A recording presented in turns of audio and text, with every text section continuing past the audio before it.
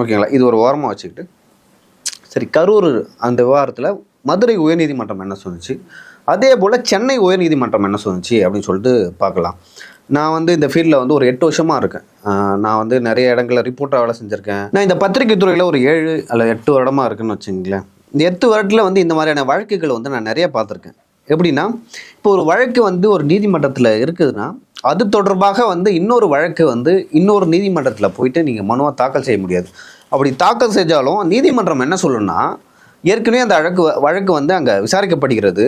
அப்படி இருக்கும்பொழுது நீங்கள் வந்து இங்கே போடக்கூடாது, இந்த மனுவை எடுத்துகிட்டு போய் அங்கே போய் அதோட இணைச்சிக்கங்க அப்படின்னு தான் சொல்லுவாங்க. ஸோ இதுதான் வழக்கம்.